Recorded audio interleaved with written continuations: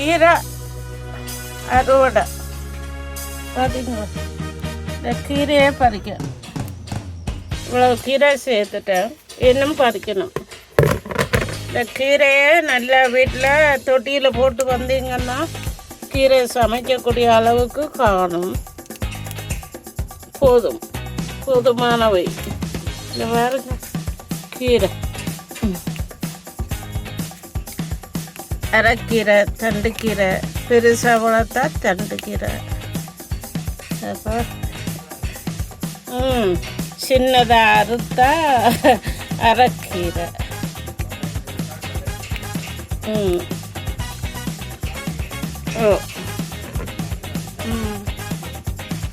கீரை இன்னும் கிடக்குது, பறிக்க போகிறேன்.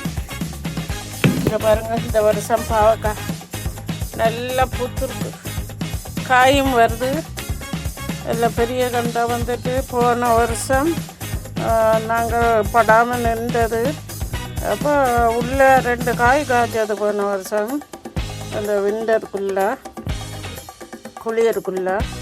அப்போ இப்போ கணக்காக பூத்து காய் வருது, நிறைய காய் வருது. இப்போ இந்த கீரையை தான் ஆஞ்சி கொண்டு இருக்கு.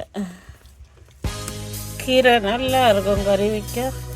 கீரை பறித்து போட்டிருக்கேன். கீரை இந்த இலையை கிள்ளி எடுக்கணும். பூ வந்துட்டு விதைக்க விட்டுருக்கேன்.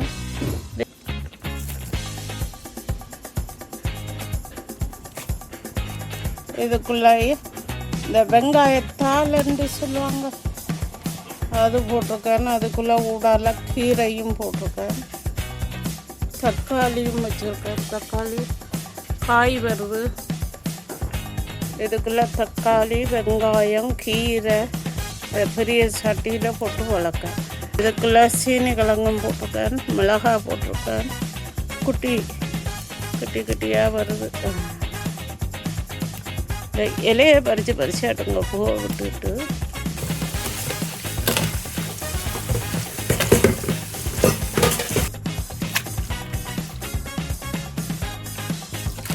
இன்றைக்கு வீட்டில் அரிஞ்ச கீரையை நான் இன்றைக்கி வதக்கி கறி வைக்க போகிறேன். என்ன விடுறேன்,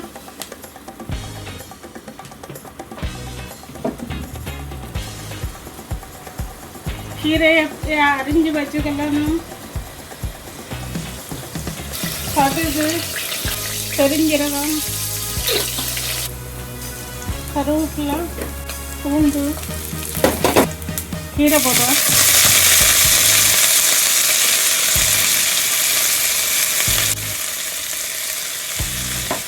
தேவையான அளவு உப்பு. கீரையை நல்லா வதக்கணும். நல்லா வதங்க விடுங்க. இன்றைக்கி வதக்கி தான் கறி வைக்கிறேன்.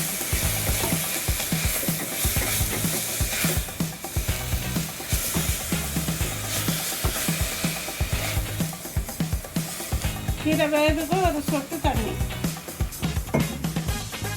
சீரகம், மிளகு, மஞ்சள் பொடி. கீரை எப்படி நல்லா பிரட்டி அவிஞ்சதும் எலுமிச்சம்பழம் போட்டு பிரட்டி எடுக்க சரி.